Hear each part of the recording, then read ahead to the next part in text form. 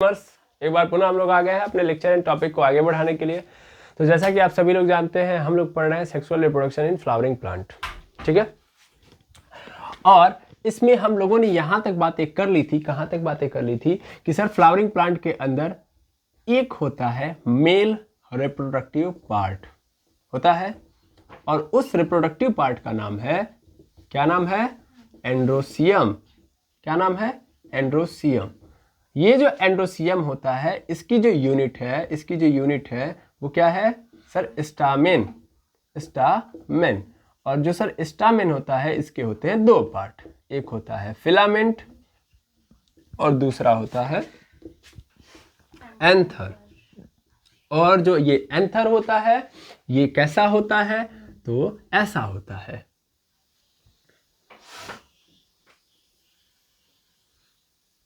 ऐसा होता है।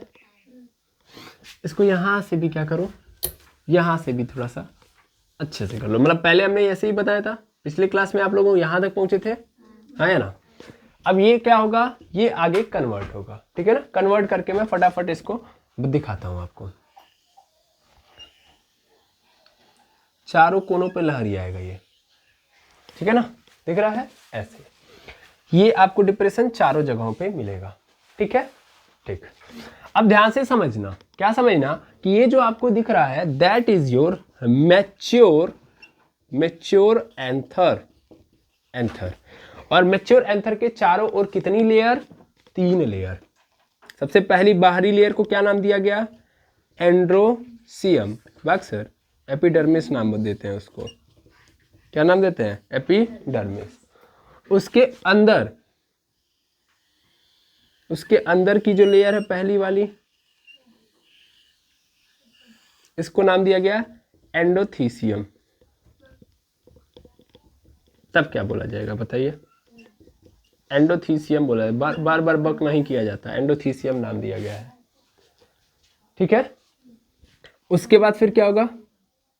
उसके बाद 3 ठो लेयर सर बनाई जाएगी मिडल लेयर की, ठीक है ना। 3 लेयर बना दीजिए आप। हमको लग रहा है लेयर वेस पूरा भर ना जाए एंथरवा, ठीक है ना।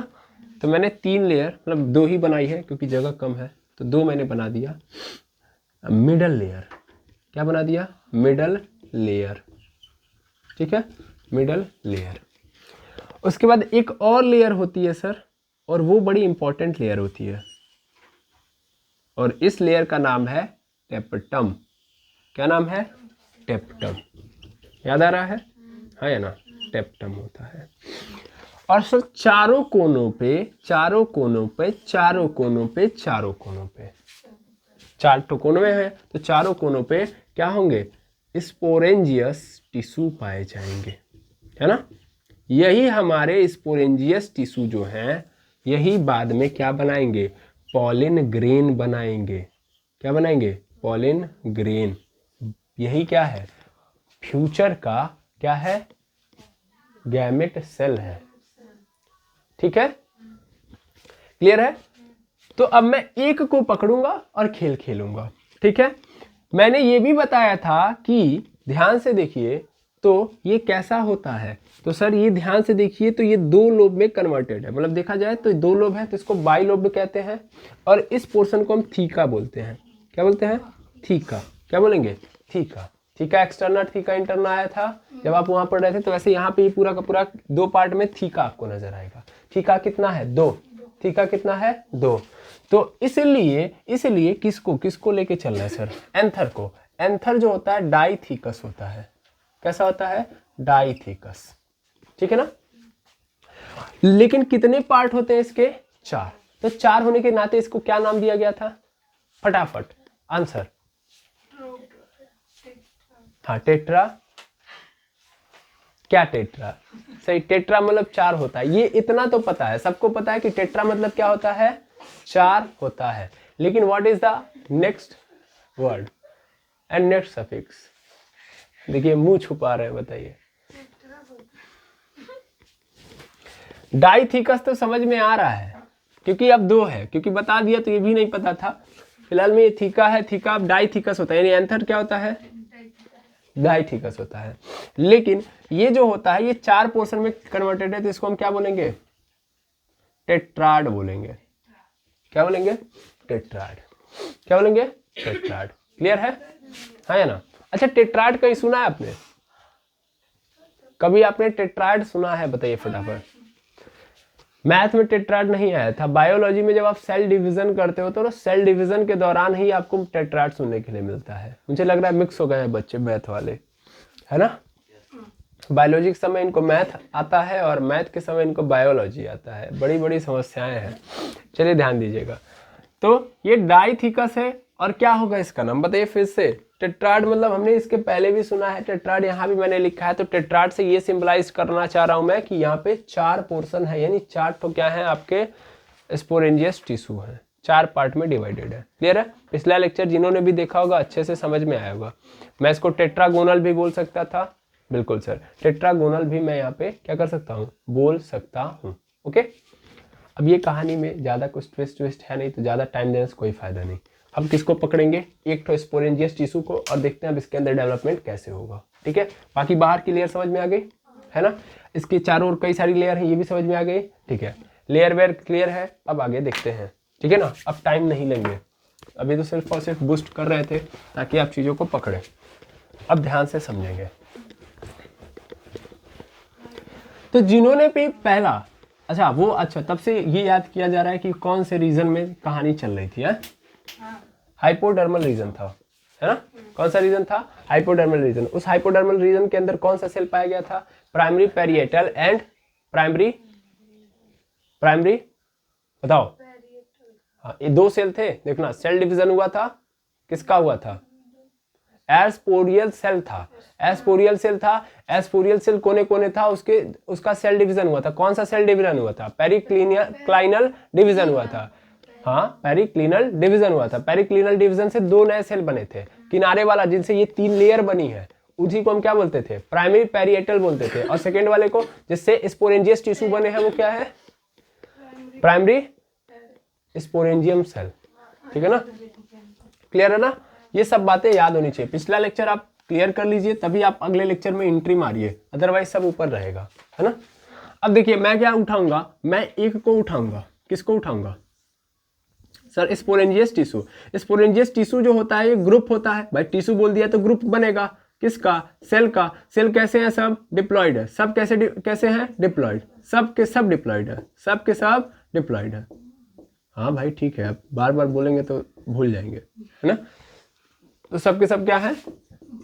डिप्लॉयड है। भाई किसी किसी तरीके से तो आता है, उस पर से 2 बार रिवाइज कर दिए तो भूल जाता है ना? तो स्पोरेंजियस टिश्यू है। स्पोरेंजियस टिश्यू के अंदर ये सब डिप्लॉयड सेल है। अब जाहिर सी बात है, ये डिप्लॉयड सेल क्या करेंगे? क्या करेंगे बताइए? क्या करेंगे? हमको फटाफट बताइए, आंसर दीजिए। क्या करेंगे? क्लीवेज करेंगे। दैट मीन्स ये सेल डिवीजन करेंगे, अपने नंबर को डिक्रीज करेंगे। मैं अगेन बोल रहा हूँ कि जिन लोगों ने लेक्चर नहीं देखा अगेन जाके देख लीजिए, नहीं तो फिर समस्या हो जाएगी। अगर आपको याद है, तो मैंने यहाँ पे ये बात बोली थी कि हम सबसे पहले क्या पकड़ते हैं? स्पोरोफाइट। स्पोरोफाइट फिर किस में कन्वर्ट हो जाता है बताइए? स्पोरोफाइट कन्वर्ट होता है स्पोर के अंदर, फिर ये स्पोर जर्मिनेट करता है, गैमेटोफाइट बनाता है। ये गैमेटोफाइट ही क्या करेगा? गैमेटोफाइट ही बाद में किस में कन्वर्ट कराएगा सर? गैमेट बनाएगा। और फिर यही गैमेट जब फर्टिलाइज करेंगे तो फिर अगेन क्या बन जाएगा? स्पोरोफाइट बन जाएगा। ठीक है ना? समझ में आ रहा ना? तो यही तो खेल चल रहा है। तो हम क्या कर रहे हैं? हम यहाँ पे जो पकड़ रहे हैं ये क्या है? It is a sporophyte. Yes और नो? ये क्या है? स्पोरोफाइट है। ये स्पोरोफाइट पार्ट है इस समय। अब ये स्पोरोफाइट किस में कन्वर्ट होना चाहेगा? स्पोर में। स्पोर फिर जर्मिनेट होकर क्या बनाएगा? गैमेट। तो चलो फटाफट इसको क्या करो? इसको स्पोर के अंदर बनाओ। तो स्पोर कैसे बनेगा सर? जब यहाँ पे मियोसिस होगी। क्या होगी? मियोसिस। क्या बिना मियोसिस के हो पाएगा? नहीं सर, मियोसिस होगा तभी इसका नंबर क्या होगा? आधा होगा। ठीक है ना? अच्छा, इसी स्पोरेंजियस टिश्यू को या इतने पोर्शन को आप लोगे तो इसको हम माइकोस्पोरेंजिया भी बोलते हैं। क्या बोलते हैं? माइकोस्पोरेंजियम बोलेंगे। माइकोस्पोरेंजियम क्या बोलेंगे? माइकोस्पोरेंजियम बोलेंगे। ठीक है? अब देखो होगा क्या? होगा ये कि यहाँ पे ये मियोसिस करेंगे। क्या करेंगे? मियोसिस। तो मियोसिस फर्स्ट या सेकेंड दोनों होगा बारी बारी। अरे आप मियोसिस लिखो यार, मियोसिस लिखो। ठीक है? मियोसिस 2 पार्ट में होता है कि नहीं होता है? बताओ। मियोसिस कितने पार्ट में होता है? फटाक से बताओ तो। म्यूसिस कितने पार्ट में होता है? 2 पार्ट में होता है, एक म्यूसिस फर्स्ट, एक म्यूसिस सेकेंड। म्यूसिस फर्स्ट में क्या होता है? रिडक्शनल डिवीजन होता है, जिसमें नंबर आधा होता है केवल। फिर इक्वेशनल में क्या होता है? फिर से गेन करता है, वही यानी आधा आधा बनता है, एक सेल का 2 सेल बनता है जो आधा आधा क्रोमोसोम होगा, यानी अगर 46 है तो 23। फिर उसके बाद क्या होगा? वो फिर अगेन सेल डिवीजन करेंगे और इक्वेशनल मतलब हर एक सेल 2 बनाएगा, यानी एक सेल से टोटल कितने बन जाएंगे? 4, है ना। म्यूसिस की ये अवधारणा रही है। तो मैं एक सेल को अगर पकड़ूं तो एक सेल किसमें कितने में कन्वर्ट हो जाएगा? 4 सेल में कन्वर्ट हो जाएगा। और ध्यान से समझिएगा, ये चारों सेल आपस में क्या होंगे? कनेक्टेड होंगे, यानी आपस में क्या होंगे? सटे होंगे, चिपके होंगे। समझ में आ रहा है ना? अब खेल थोड़ा सा यहाँ पे और समझ लो। ये तो हो गया म्यूसिस, और यहाँ पे आपने क्या बना दिया? यहाँ पे ये जो बना, ये क्या? यही तो स्पोर है। क्या है? इसको हम बोलते हैं माइक्रोस्पोर। क्या बोलते हैं? माइक्रोस्पोर। यही है माइक्रोस्पोर, ठीक है ना। ये कैसा हो गया? हैप्लॉइड हो गया, बिल्कुल। अब थोड़ा सा ध्यान से समझना कि जो आपने देखा था अगल बगल लेयर, तो उस लेयर में एक लेयर होती है इस टिश्यू के ऊपर, उसका नाम है टेप्टम। मैंने पहले ही बोला था, टेप्टम को ध्यान देंगे। टेप्टम जो लेयर होती है, एक्चुअल में टेप्टम बड़ी इंपॉर्टेंट लेयर है। टेप्टम इंपॉर्टेंट लेयर है किसके लिए सर? इन स्पोर्स के लिए। मेनली ये जो टेप्टम होती है, पहले तो ये ध्यान दीजिएगा कि ये बाइन्यूक्लिएटेड होती है या मल्टी न्यूक्लिएटेड, आप बोल दो मल्टी न्यूक्लिएटेड है। ये क्या है? मल्टी न्यूक्लिएटेड है, यानी इसके अंदर एक न्यूक्लियस नहीं है। भाई लेयर है तो जाहिर सी बात है ये भी सेल से ही बनी है। तो ऐसा नहीं मत सोचिएगा कि इसके अंदर सेल ही नहीं है, इसके पास भी सेल है। मतलब लेयर किससे बनेगी? कोई भी चीज कैसे, हमारे बॉडी के अंदर कोई भी चीज पैदा होगी तो सेल से ही बनेगी, जाहिर सी बात है। तो वैसे इसके चारों ओर भी जो लेयर पैदा हुई है, एक्चुअल में किससे बनी है? सेल से ही बनी थी। याद करिए, प्राइमरी पेरिएटल ने सेल डिवीजन किया था, तब जाके ये बना था। तो हम लेयर बोल दे रहे, तो ये मत समझिएगा एक तो पन्नी आ गया है ना, चारों लिपट गया है। तो पन्नियों तो इस किससे बनेगा? एटम से बनेगा ना, है ना। वैसे सेम कहानी, ये जो लेयर बनी है वो क्या है? सेल से बनी है। और ये जो सेल है वो कैसा है? मल्टी न्यूक्लिएटेड है। कैसा है? मल्टी न्यूक्लिएटेड है। क्लियर है? और ये जो होता है इसका नाम है टेप्टम। क्या नाम है? टेप्टम। ये बड़ा काम करता है। ये एक्चुअल में ये जो अंदर बैठे हुए क्या है? माइक्रोस्पोरेंजियम है। इसके अंदर जो सेल है, ये इसको चले पहले इसको लिख लो ना,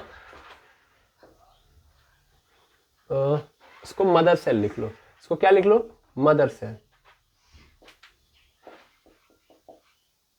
इसको बोल दो मदर सेल, ठीक है ना। ये मदर सेल। तो इन मदर सेल्स को क्या करता है ये? क्योंकि यही मदर सेल पैदा करेंगी बाद में बच्चा, है ना भाई। ये बच्चे ही तो है इसके। तो मेनली ये मदर सेल है। इन मदर सेल को ये जो टेप्टम होता है एक्चुअल में क्या प्रोवाइड कराता है? न्यूट्रिशन, खाना पानी, ठीक है ना। Tapetum provides nutrition to mother cell, ठीक है ना। या सीधा सीधा इसको मदर सेल बोल के एक और वर्ड यूज कर लो, पेरेंट मदर सेल। पेरेंट है ये, आया ना भाई, यही इसी के तो बच्चे हैं ये, आया ना। क्लियर? अब ये आपस में क्या होंगे? चिपके होंगे। ये आपस में क्या होंगे? चिपके होंगे। अब ये जो आपस में चिपके, इनको अलग अलग करना पड़ेगा। तो देखो यहां पे जो स्थिति पैदा हुई है ना, इसको भी हम टेट्राड ही बोलेंगे। बोलेंगे कि नहीं बोलेंगे? बोलेंगे टेट्राड, क्योंकि 4 है कि नहीं है, और चारों आपस में क्या है? चिपके हुए हैं, यानी 4 सेल आपस में कंबाइंड है। क्लियर है? चारों सेल आपस में क्या है? कंबाइंड है। अब ये चारों सेल आपस में कंबाइंड है तो इनको टेट्राड माइक्रोस्पोर बोलेंगे। अब ये टेट्राड माइक्रोस्पोर जो है ये क्या होंगे? ये तभी अलग होंगे जब ये टेप्टम एक प्रकार का कार्बोहाइड्रेट रिलीज करेगा जिसका नाम है कैलेस्क। क्या नाम है? कैलेस्क। तो यहां पे क्या आएगा? कैलेस्क आएगा, ठीक है। और कैलेक्स क्या होता है? एक कार्बोहाइड्रेट होता है। क्या होता है? कार्बोहाइड्रेट, ठीक है। तो ये कार्बोहाइड्रेट कौन देगा? It is provided by टेप्टम। किसके द्वारा दिया जाएगा? टेप्टम के द्वारा। और उसके बाद ये क्या हो जाएंगे? अलग अलग हो जाएंगे। क्या कहानी समझ में आई? तो ये अलग अलग हो गए, कोई दिक्कत नहीं, कोई दुविधा नहीं, है ना। नहीं है सर, है ही नहीं। तो ये चारों क्या है? अभी चिपके हुए हैं। यहाँ पे लिख लेना, all 4 cells are sticked to each other। अब सबसे पहले इसको नोट कर लीजिए। चलिए ध्यान से देखिएगा। तो मैं इस पूरी कहानी को एक बार रिकैप करता हूँ, रिकैप करते हुए आगे बढ़ता हूँ। तो देखिए सबसे पहले हमारे पास क्या है सर, ये यहाँ पे स्पोरेंजियस टिश्यू है। क्या है? स्पोरेंजियस टिश्यू है। इस स्पोरेंजियस टिश्यू में ध्यान से देखिएगा बहुत सारे क्या होंगे, डिप्लॉइड सेल होंगे। ठीक है ना, बहुत सारे क्या होंगे, डिप्लॉइड सेल होंगे, बहुत सारे डिप्लॉइड सेल होंगे। ठीक है, इन डिप्लॉइड सेल ने क्या किया, इन डिप्लॉइड सेल ने सबसे पहले म्यूसिस फर्स्ट किया। अरे सर म्यूसिस आपने निपटा दिया था, अरे ठीक है एक बार स्टेप बढ़ा लेते हैं। ठीक है ना, यन हुआ होगा। फिर म्यूसिस सेकंड किए होंगे, म्यूसिस सेकंड के बाद फिर क्या हुआ होगा सर, 4 सेल आ गए होंगे, है ना, 4 सेल आ गए होंगे, 4 सेल आ गए। ये सब के सब क्या है, N1 NN वाले हैं, डिप्लॉइड है, ये आपस में क्या है, चिपके हैं, चिपके हैं। ठीक है, उसके बाद क्या होगा, उसके बाद ये चिपके हैं तो इनको अलग अलग करने के लिए क्या किया जाएगा, अलग अलग करने के लिए एक एंजाइम रिलीज किया जाएगा, इसका नाम है कैलेस्क। कैलेस्क क्या है, ये एंजाइम है, और ये एंजाइम सीक्रेट कौन करेगा, ये सीक्रेट करेगा, सीक्रेटेड बाय, नाम बताइए उसका, टैप्टम। टैप्टम क्या है, it is a outer layer of sporogenous tissue. उसके बाद फिर क्या हो जाएगा, ये अलग अलग हो जाएंगे, क्या हो जाएंगे, अलग अलग हो जाएंगे। ठीक है, अब ध्यान से समझिएगा, ये जो आपको दिख रहा है ये केवल एक थोड़ी ना है, पूरे एंथर के अंदर ये 4 ठो है। इनको हम क्या नाम देते हैं, इनको हम नाम देते हैं पॉलन सैक। क्या बोलते हैं इनको, पॉलन सैक। इनका नाम क्या है, पॉलन सैक। 4 ठो क्या है, पॉलन सैक है। हर पॉलन सैक के अंदर क्या भरे हुए हैं सर, हर पॉलन सैक के अंदर भरे हुआ है, पेरेंट मत बोलो, ऐसे बोलो पॉलन मदर सेल। क्या बोलो, पॉलन मदर सेल। तो हर पॉलन सेल के अंदर पॉलन मदर सेल, मैं कहानी में कन्वर्ट करना चाहता हूं, पॉलन मदर सेल है। अब ये पॉलन मदर सेल क्या बना दी, 4 ठो बच्चे बना दी, है ना। अब ये जो बना है ये क्या है अपना, यही तो है माइक्रोस्पोर, जिसको आप क्या बोल रहे हैं, माइक्रोस्पोर बोल रहे हो। यही माइक्रोस्पोर इसका क्या है, बच्चा है, यही है स्पोर। और यही स्पोर फिर बाद में क्या करेगा, गैमेट में कन्वर्ट होने वाला है। क्या इसमें कोई दुविधा, जल्दी जल्दी बताएंगे, नहीं बिल्कुल नहीं। तो अब ध्यान से देखेंगे तो ये जो पहले 2n की स्थिति थी, अब इस पूरे के अंदर NN भर गए होंगे, हाँ या ना। इस पूरे पॉलन सेक के अंदर क्या आ चुका है, NN हो गया। अब ये NN वाले जो है, ये जाहिर सी बात है अगले केस में क्या करेंगे, म्यूसिस कर लिए तो अब इंक्रीज करेंगे नंबर को, यानी क्या करेंगे, माइटोसिस करेंगे। क्या करेंगे, माइटोसिस।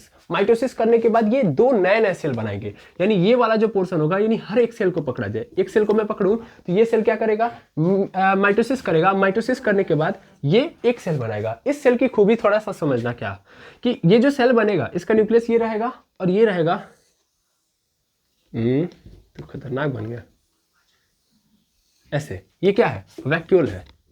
क्या है, वैक्यूल। जानते भी हो आप कि प्लांट के अंदर सबसे ज्यादा मात्रा में या सबसे ज्यादा भाग किसका होता है, सबसे ज्यादा जगह कौन घेरता है, वैक्यूल घेरता है। तो ये जो सेल है, ये जो सेल है माइक्रोस्पोर है, इसने क्या किया है, माइटोसिस करने के बाद ये इतना बड़ा चश्मा वाला वैक्यूल बना दिया। और क्या है, इसके पास एक ठो न्यूक्लियस है जो कैसा है, हैप्लॉइड है। कैसा है, हैप्लॉइड है। लेकिन ये यहीं तक सीमित नहीं रहेगा, यहीं तक सीमित नहीं रहेगा। फटाक से बोलिए, यहीं तक सीमित नहीं रहेगा।